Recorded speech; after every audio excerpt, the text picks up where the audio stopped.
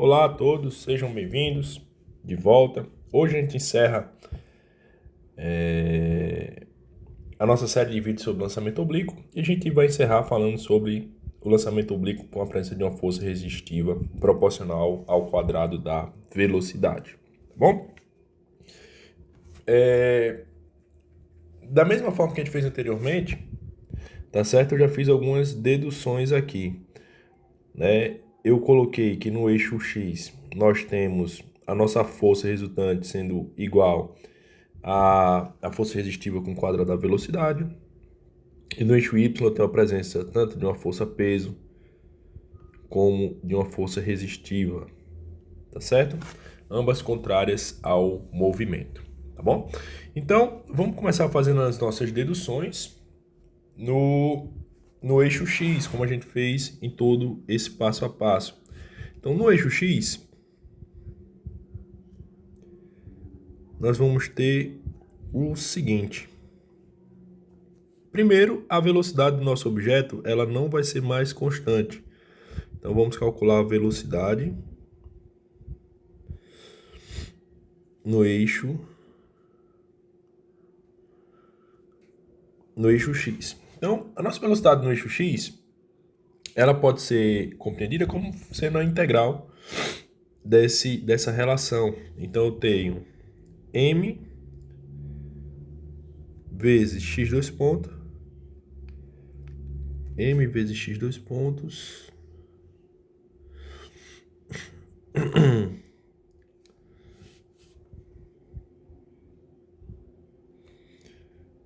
x dois pontos, isso vai ser igual a menos kv vezes x ponto, né?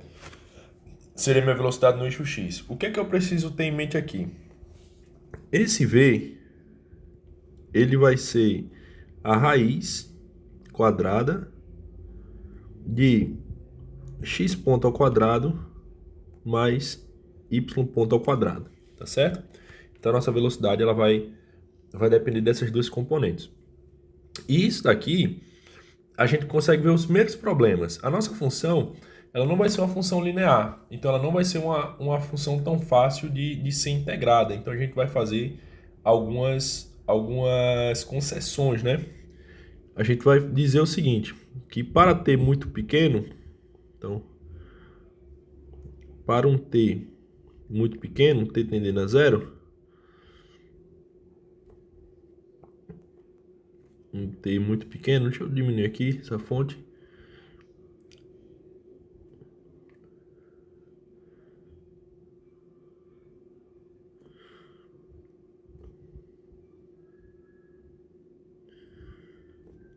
A única velocidade que vai importar vai ser a velocidade que está no meu eixo, tá certo?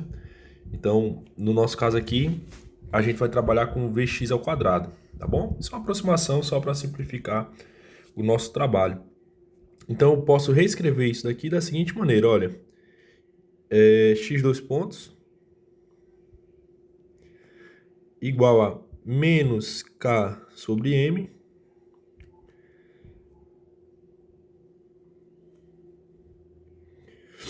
vezes x ponto ao quadrado, beleza? Então, com isso daqui, a gente consegue determinar, primeiro de tudo, a nossa equação da velocidade. Então, a velocidade do nosso corpo vai ser o seguinte. Derivada de x ponto em relação a t, eu só reescrevi como eu fiz anteriormente, vai ser igual a menos kx ponto ao quadrado sobre m, tá bom? Lembrando que esse k sobre m vai ser constante. Então, com isso daí, eu posso reorganizar o meu fluxo aqui de informações e eu vou ter a minha relação da seguinte maneira, olha. Eu vou colocar aqui como x a menos 2. Então, x a menos 2 vezes dx ponto. Isso vai ser igual a menos k sobre m vezes dt. Tá certo? Resolvendo essa equação, eu fico com o seguinte, integrando ambos os lados, né? Então, eu vou integrar esse lado de cá, vou integrar esse outro lado de cá. Aqui eu vou integrar apenas em dt, já que k sobre m vai ser uma constante.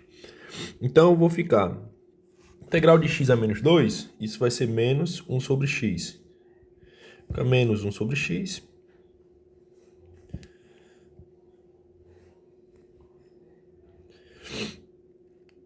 Beleza?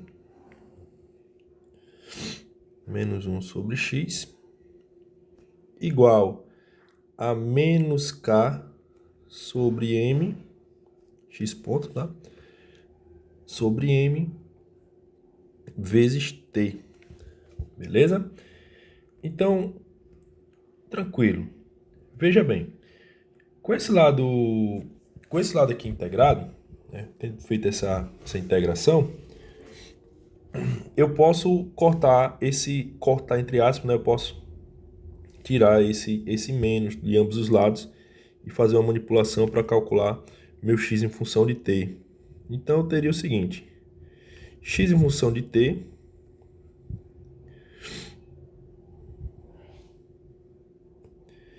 vai ser igual a... Lembrando que desse outro lado vai aparecer uma constantezinha, né? Eu não coloquei aqui, mas vamos já resolver isso.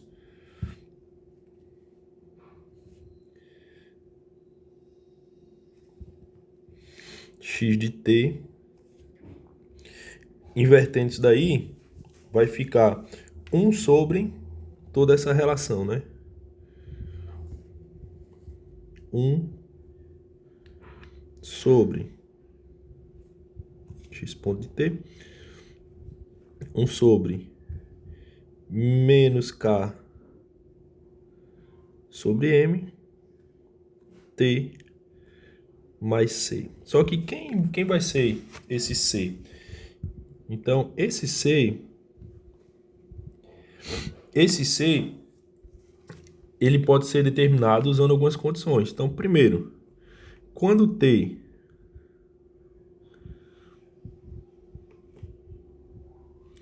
for igual a zero, o x de zero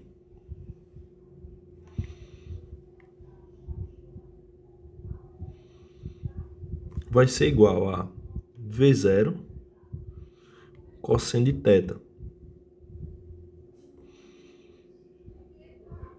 Beleza? Então, fazendo essas substituições aí, eu consigo dizer o seguinte, fazendo essa substituição em t. Eu fico com V0 cosseno de θ.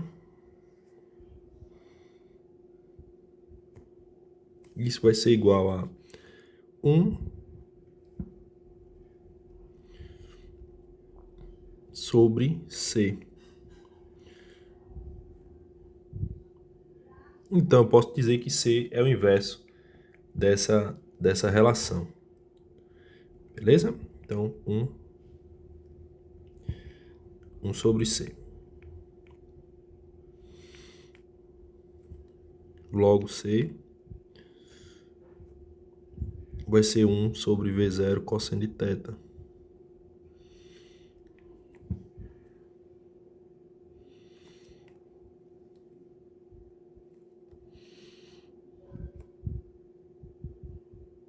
Beleza. Então, daqui eu consigo dizer que minha função x do tempo, deixa eu colocar aqui em azul, tá? As funções finais eu vou colocar em azul. Então, a velocidade em função de tempo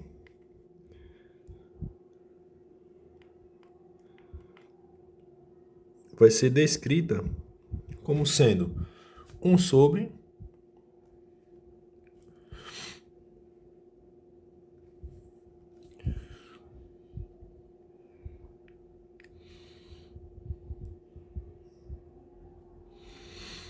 menos k mt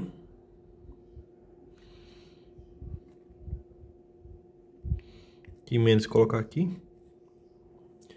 mais 1 sobre V0 cosseno de θ. Beleza? Então, essa daqui vai ser a minha equação da velocidade no eixo X. A velocidade do meu corpo vai se comportar dessa maneira na presença de uma força quadrática. Beleza? Vamos calcular a posição do objeto no eixo X?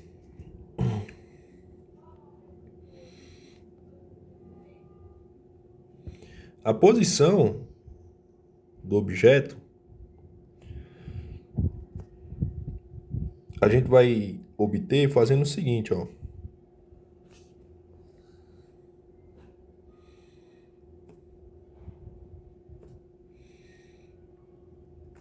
Eu sei que a derivada de x em relação a t dá minha velocidade.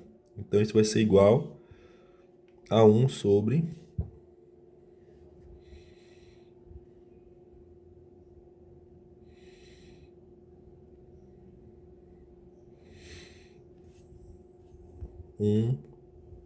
sobre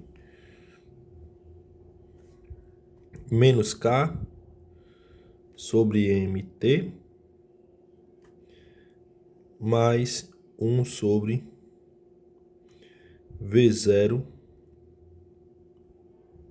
cosseno de θ, beleza? Então eu tenho essas relaçõezinhas aqui em mente, né? Eu posso, então, fazer algumas movimentações aqui. Que movimentações seriam essas, né? Eu vou reescrever isso da seguinte maneira. dx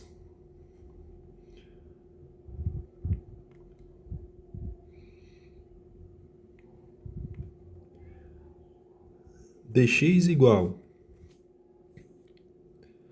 a 1 sobre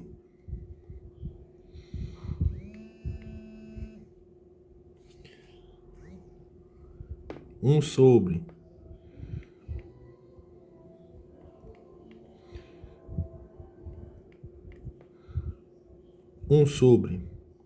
menos k sobre m t mais 1 sobre V0 cosseno de θ. Eu vou dizer que isso vezes dt, né? Isso aí vezes dt. Então essa relaçãozinha aí. Beleza? Tranquilo. Com isso aí em mente, vamos fazer o seguinte. O que a gente pode fazer? Vamos fazer algumas substituições, tá certo? Que substituição vai ser essa? Ao invés de escrever isso aqui, eu vou colocar isso como sendo U, tá certo? Vou fazer uma substituição aqui. Então, eu vou dizer que U é igual a menos K sobre MT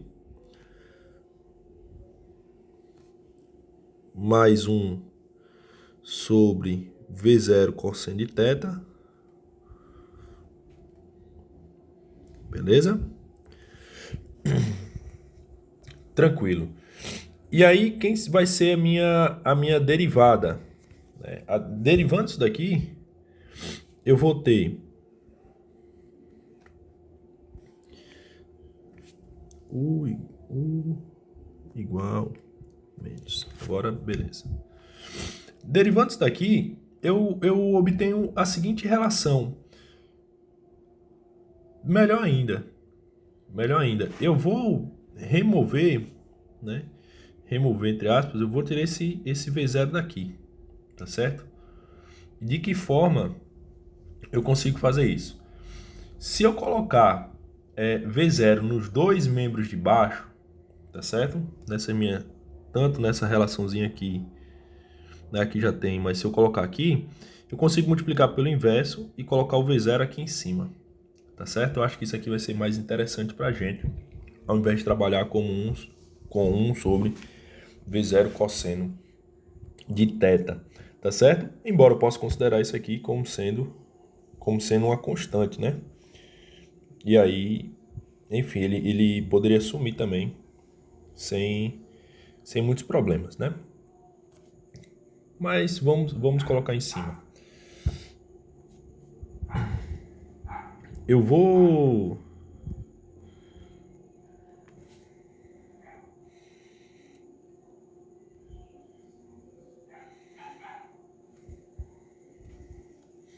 Tá, beleza. Então, eu fiz uma substituição, né?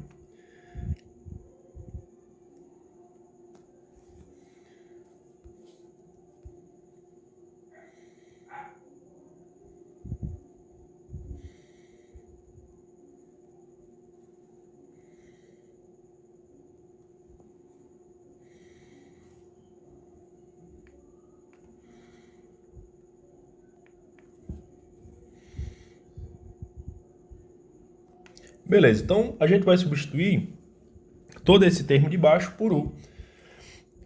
Só que para fazer essa substituição eu não vou poder trabalhar com dt, né? Eu tenho que trabalhar com du em relação a dt.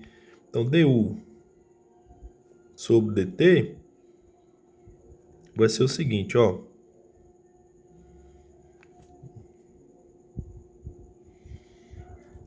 Deixa eu apagar isso aqui. Vamos derivar isso em relação a t. Então du dt vai ser... Quando eu derivar isso aqui some, né? Então vai ficar menos k sobre m. Menos k sobre m, o t some. E esse carinha aqui, pessoal, é uma constante. Então a derivada da minha constante em relação a t vai ser zero, tá certo? Então daqui eu posso dizer que o meu dt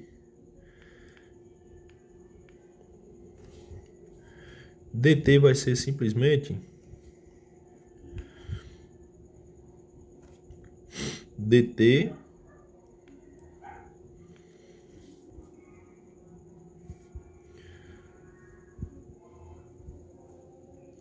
igual a menos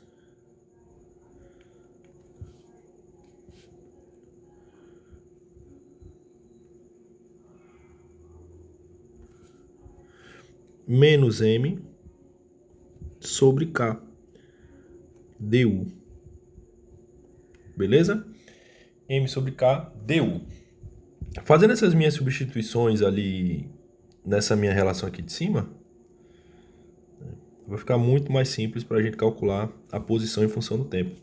Então eu teria que a minha derivada de x seria 1 sobre u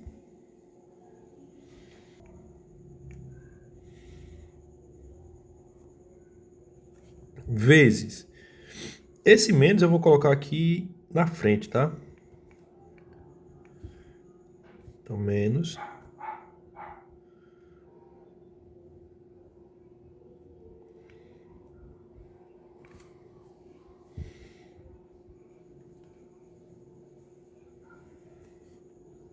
m sobre k du. Tá certo? Só que quem é 1 sobre u? Isso daqui vai ser ln, né? Então, a minha relação vai ficar o seguinte. Ah, aqui eu cometi um erro, tá? Aqui eu cometi um erro. Um errozinho nesse menos, né? Nesse menos aqui. Quando eu passo para... Quando eu fiz a substituição aqui, ele ficou positivo, né? Então, aqui não vai ser menos, tá? Vai ser mais. Então, aqui é mais. Então, eu teria que o meu x, né? X em função de t, ficaria... X em função de t... Opa...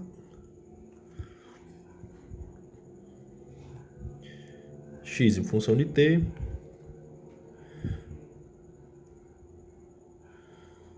vai ser m sobre k ln de u. Beleza? ln de U. Só que quem é U? U vai ser toda essa minha relação aqui, lembrando aqui sendo mais, né? Beleza? Então, eu teria, dentro da minha multiplicação aqui, ficaria x de t igual, vou mudar a cor aqui, eu vou ter então que x de t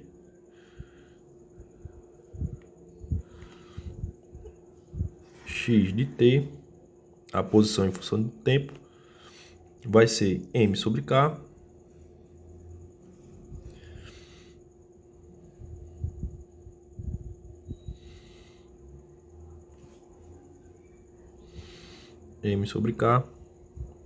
que multiplica ln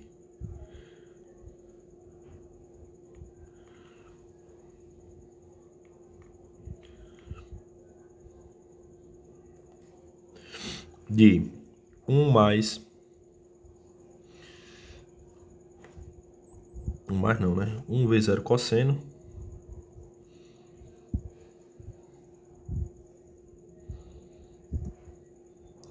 mais k sobre m t. Beleza? Tranquilo, pessoal. Vamos ver se está tudo ok.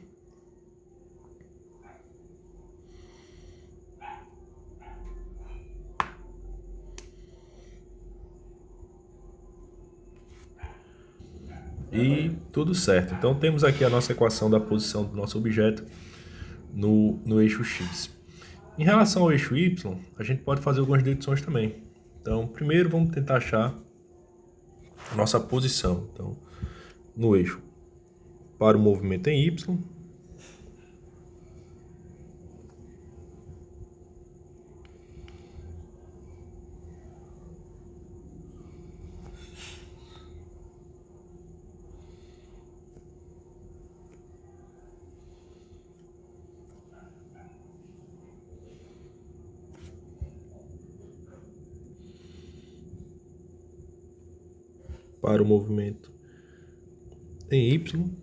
vamos ter, primeiro, a velocidade do nosso corpo em Y, né? Então, velocidade do projétil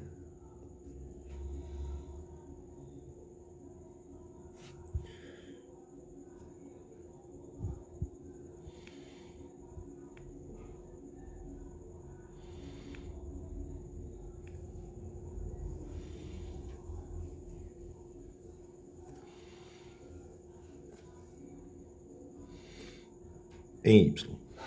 Eu sei que em Y eu tenho my, dois pontos, igual a menos mg menos k vezes v vezes y ponto, né? Essa aqui a gente já tinha descrito aqui em cima.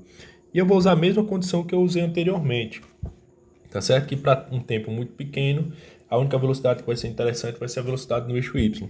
Então daqui eu fico com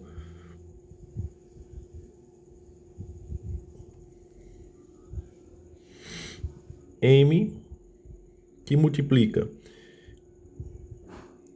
derivada de y ponto em relação a t igual a menos mg menos k y ponto ao quadrado, tá? Eu vou dividir todo mundo por m, então eu vou ficar com o seguinte, ó, dy ponto sobre dt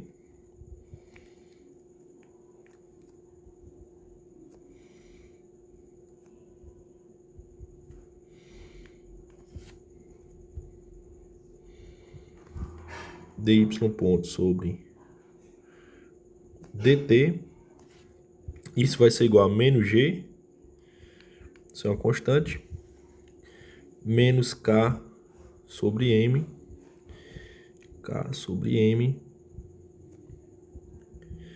y ao quadrado, né?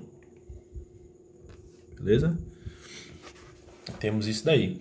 Então, reorganizando a y ponto, as minhas relações, eu vou ficar com dy ponto sobre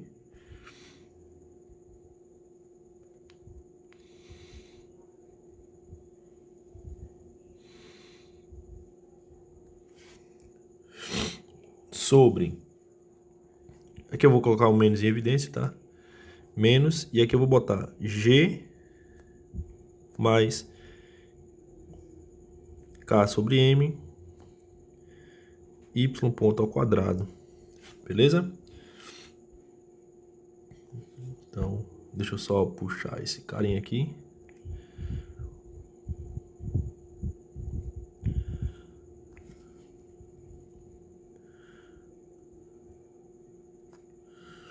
Isso vai ser igual a dt. Tranquilo, né? Como é que a gente vai resolver isso daí? A gente poderia resolver isso da seguinte maneira. A gente pode resolver isso da seguinte maneira. Então, integrando os dois lados, eu vou ter o seguinte. Então, retomando, vamos fazer agora algumas substituições. Eu vou dizer que U vai ser igual a G mais K sobre M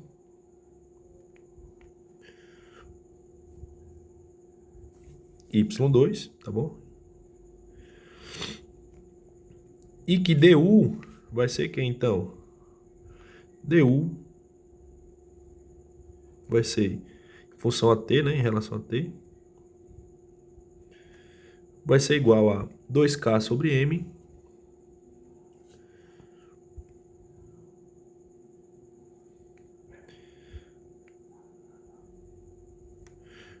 sobre m y ponto, beleza? Então, disso daqui eu posso fazer algumas manipulações e eu vou chegar aqui. O meu du vai ser o seguinte.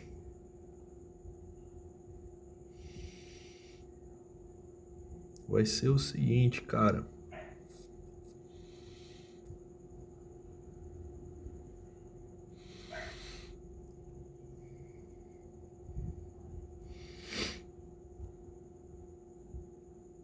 DT não, perdão, tá? Como a gente quer escrever em relação a dy, né? Que é dy, tá? du em relação a dy, em relação à velocidade. Agora sim. Então vamos lá. Eu posso dizer que meu du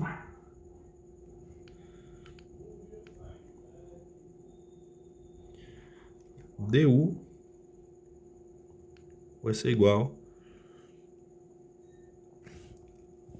vou fazer logo dy, né?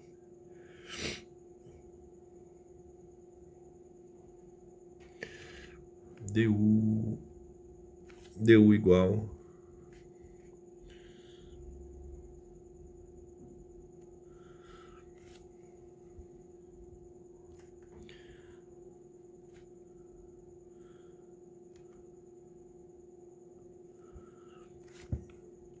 a 2k sobre m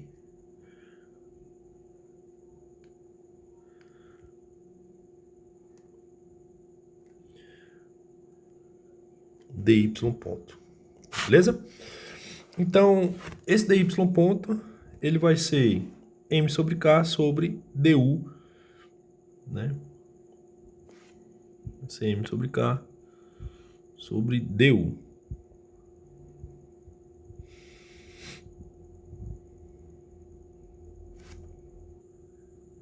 Ok, então, resolvendo para dy ponto, né, eu teria aqui dy ponto vai ser m sobre 2k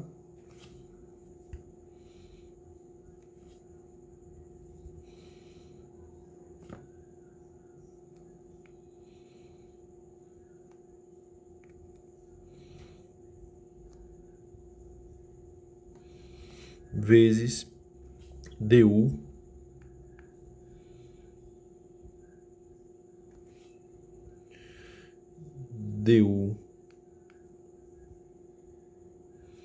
sobre o menos g elevado a 1/2. Beleza. Com isso eu posso fazer minhas substituições, né? Então teria que a minha integral ficaria o seguinte: do lado direito, do lado esquerdo, perdão, ficaria onde é que tá? Aqui, né? Aqui, ó. Eu sei quanto vale dy, né? Vale m sobre 2k du. E isso aqui embaixo vale u. Então ficaria m sobre 2k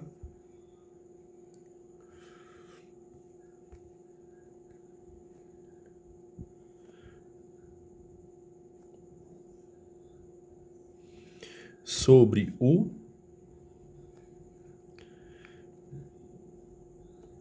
vezes du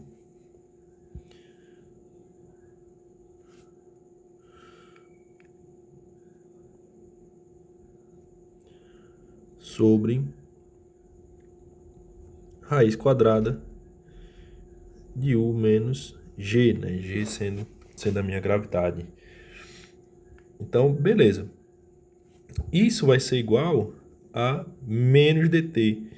Então, o menos que eu tenho embaixo dos meus dois termos, eu coloquei aqui em cima para facilitar o nosso processo, tá bom?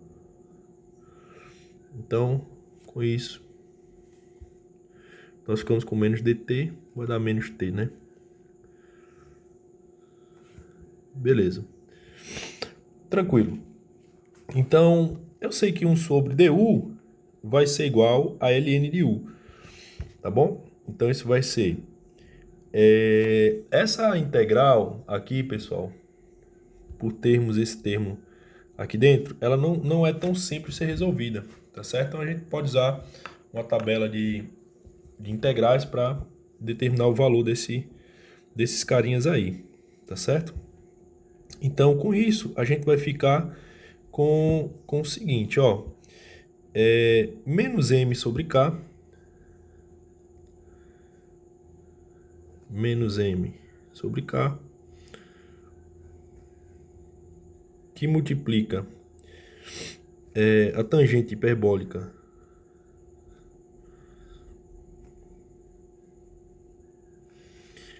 eleva 1 sobre a tangente hiperbólica, na verdade, aqui.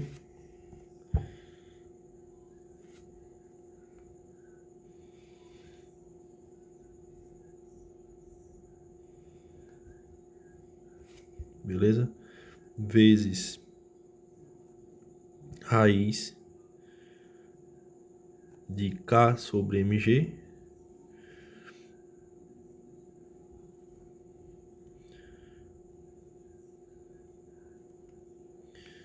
ok?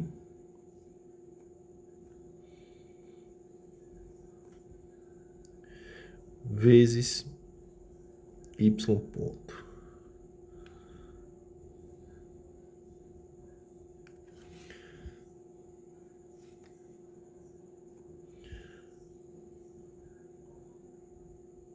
Beleza, né? Então, tudo isso igual a menos t mais c. Tá bom? Menos t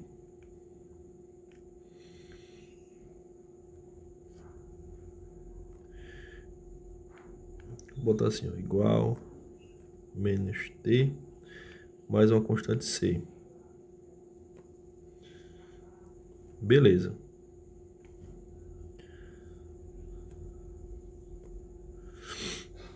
Tranquilo.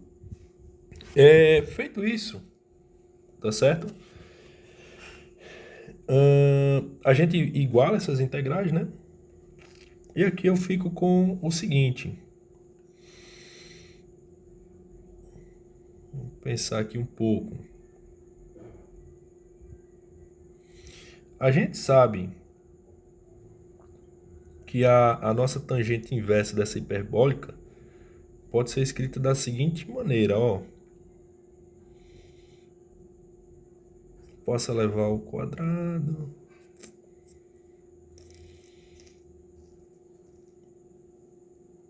Eu vou cortar esses menos, tá? Então aqui vai ficar positivo, do outro lado também vai ficar positivo. Então aqui fica mais.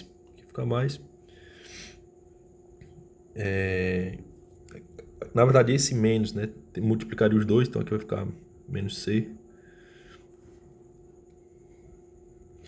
Então, no nosso caso, eu posso escrever isso aqui o seguinte. Vou botar aqui tangente hiperbólica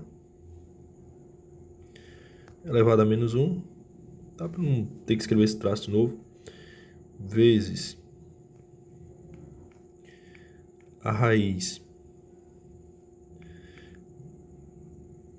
de K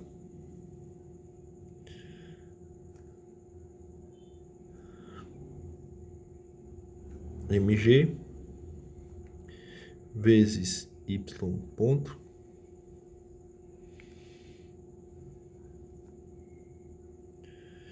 isso vai ser igual kt sobre m menos kc, lembrando que esse C é uma constante, tá?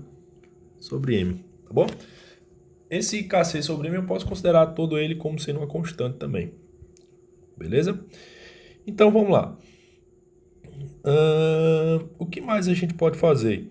A gente pode usar a função inversa da tangente hiperbólica, né? Que é y' em função de t, y ponto em função de t, vai ser igual a raiz de mgk, né? Eu vou multiplicar pelo inverso aqui. Então, trabalhando com a minha função inversa dessa tangente. Então, vai ficar a raiz de mg sobre k.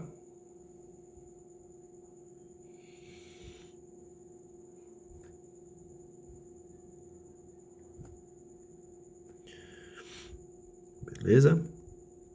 Vezes a minha tangente hiperbólica.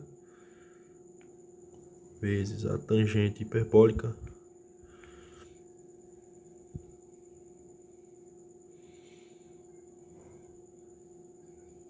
Beleza? Vezes esse meu segundo argumento aqui. Então, eu teria aqui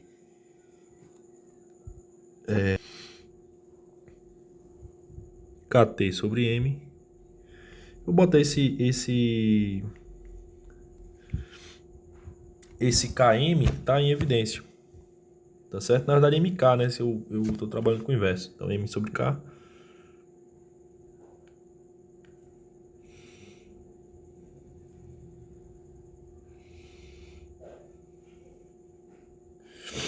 Tudo isso aqui, ó, dentro do parênteses.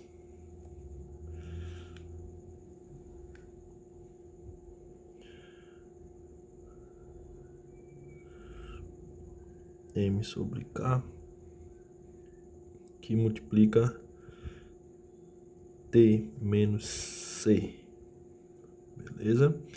Então, nem é parênteses, né? Primeiro é parênteses, mas esse carinha aqui é colchetezinho.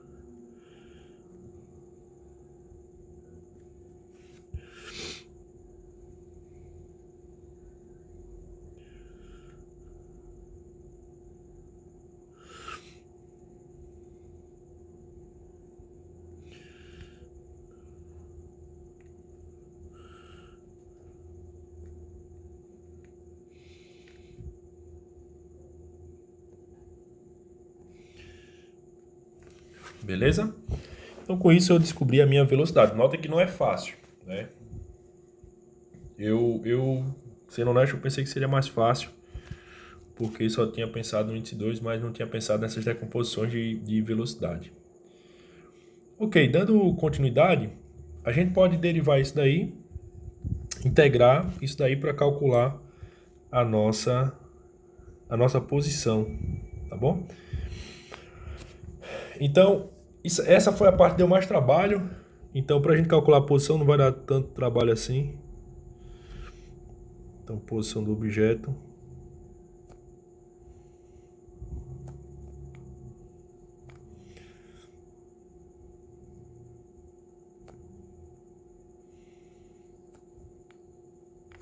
Vou ver essa ponta aqui, cara. Tá falhando tanto.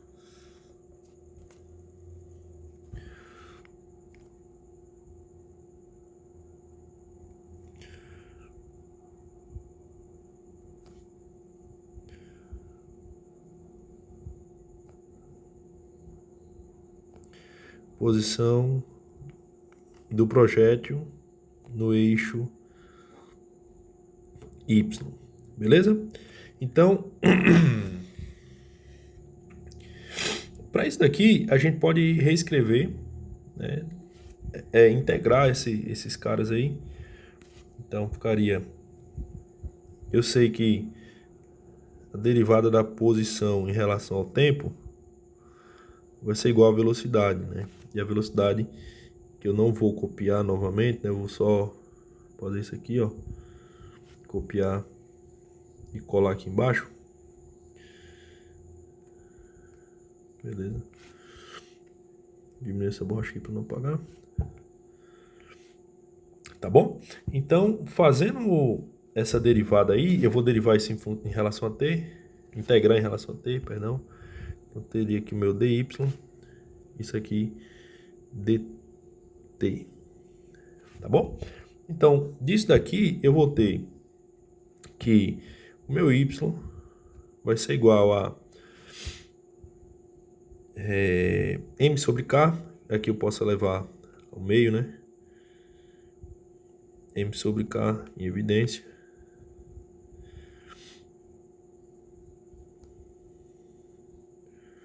vezes ln, módulo aqui, né?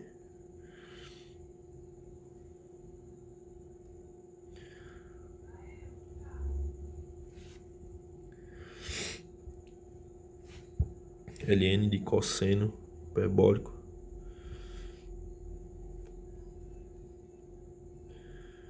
vezes k sobre m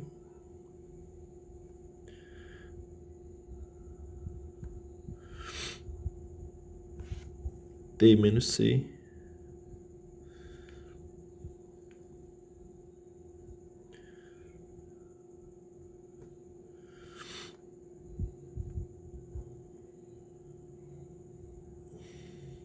módulo aqui também. Tá bom? Então, eu terei isso daí. Deixa eu organizar isso aqui, na verdade. Isso aqui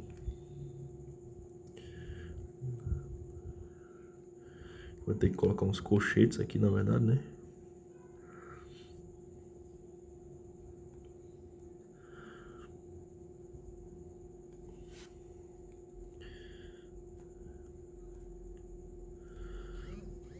Beleza? Então, mais uma constante C2. Essas constantes aqui, a gente pode determinar elas usando essas condições iniciais, né? Por exemplo, quando t for igual a 0, tá? Quando t foi... Primeiro com velocidade, né? Para determinar lá na velocidade. Tá certo? Vamos usar esse aqui, C1. Mas a gente não vai perder tempo com isso aqui. Porque o que é que eu queria chamar a atenção para isso daqui? A resolução desse problema é uma resolução que você pode ver que é uma resolução complexa. Mas se você utiliza métodos numéricos para resolver esses problemas, eles acabam não sendo tão complexos, né? Então, a gente pode trabalhar com métodos numéricos para resolver isso daqui, e isso aqui seria muito mais fácil, né? Então, através desses métodos numéricos, a gente poderia fazer algumas implementações em Python, né? Usando, enfim, o programa que você quiser para implementar. Você pode implementar até no MATLAB, tá certo? Mas eu fiz a implementação desse problema em Python, né? Eu usei método de Rush-Kuta de quarta ordem, né? Que acabaria sendo de quarta ordem, para poder resolver isso daí. E aí o programinha eu vou também deixar aqui embaixo o programa que eu utilizei, tá? O código que eu elaborei. Então veja só como seria como ficaria usando o método de Rush-Kuta, né, usando métodos numéricos, tá bom? Eu uso o Replit, que é um programa que eu acho que é bem interessante para... Então, beleza. Aqui nós temos toda a implementação, todo comentado, tá certo? Então, eu precisei importar algumas bibliotecas, né? Trabalho com Python, a gente precisa sempre ter isso em mente. A NumPy, que é para trabalhar com números, e a Matplotlib, que é para poder plotar o gráfico da trajetória desse objeto, tá bom? Então, eu dei algumas condições iniciais só para que a gente pudesse observar como é que funciona a trajetória desse objeto, tá certo? Então a gente pode alterar aqui, a gente vem aqui e altera esses valores, tá certo? Então eu posso apagar, colocar 2.0, tá bom? E aqui eu tenho as condições iniciais de lançamento, eu tenho a velocidade inicial do meu objeto, que eu também posso alterar, e aqui eu tenho um ângulo ao qual ele está sendo lançado, né? Então vamos lançar aqui sobre um ângulo de 60 graus. Aqui eu posso colocar em graus e ele vai fazer todo o processo de conversão para radianos, tá bom? Então, aqui eu tenho todo o método de Rush-Kuta, onde ele vai ficar se atualizando automaticamente para conseguir gerar meus resultados, né? Aqui embaixo eu tenho a partezinha, aqui é o loop, que ele vai executar, né, enquanto não passar não bater as minhas condições, tá bom? E aqui eu tenho um plot dessa trajetória, tá certo? E vamos ver como é que ela se comporta, né? Então, colocar aqui para rodar, beleza? Então, observa que ele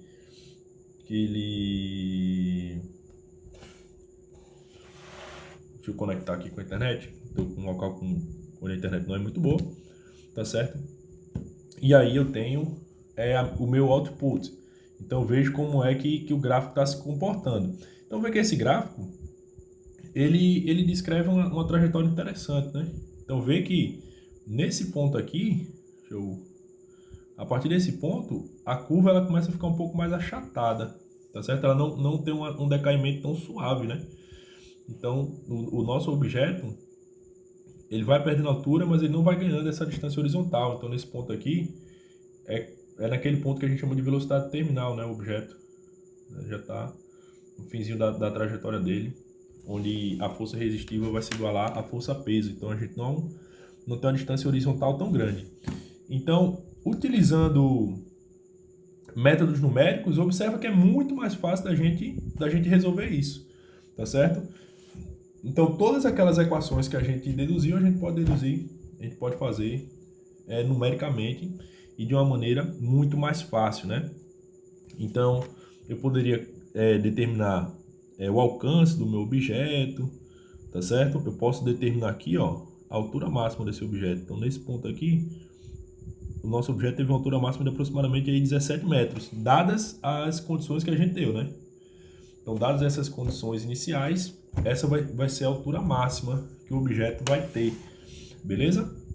Então, embora a gente possa usar métodos tradicionais para deduzir, dada a realidade que a gente já trabalhou com cálculo numérico, a gente aprendeu algumas implementações, é muito mais interessante a gente fazer implementações em cálculo numérico para poder deduzir isso, tá certo? Mas, né, caso você queira trabalhar com deduções matemáticas, observa que você vai cair em situações que não são tão triviais assim, né? Então, por exemplo, aqui para o eixo X foi tranquilo, digamos assim. Só que para o eixo Y, isso aqui já não é tão tranquilo, tá certo? Você observa que você tem resultados aí que chamam a atenção pela dificuldade, né? Isso porque a gente usou algumas condições de retorno. A gente utiliza, por exemplo, que para tempos muito pequenos, o meu V é só a velocidade da coordenada, né? Porque se a gente levar em consideração que não é bem assim que funciona, isso aqui vai ficar ainda mais complexo, Tá certo? Então a gente vai trabalhar com integrais que não são tão triviais assim, tá bom? Então, tá feitas as deduções para o eixo x e para o eixo y, tá certo? Observa que não é tão fácil, principalmente se eu quisesse aqui, por exemplo, calcular a altura máxima, tá certo? Eu poderia calcular o tempo através disso aqui, tá bom? Mas observa que não é nada fácil trabalhar com isso, se tornando muito mais interessante a gente trabalhar de um ponto de vista numérico, tá certo?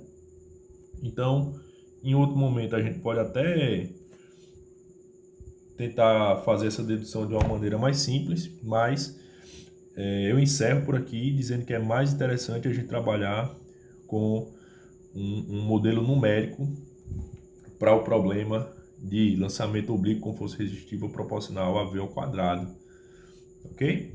Então, era só. Obrigado por ter acompanhado essa sequência de vídeos. Espero você numa próxima. Tchau, tchau.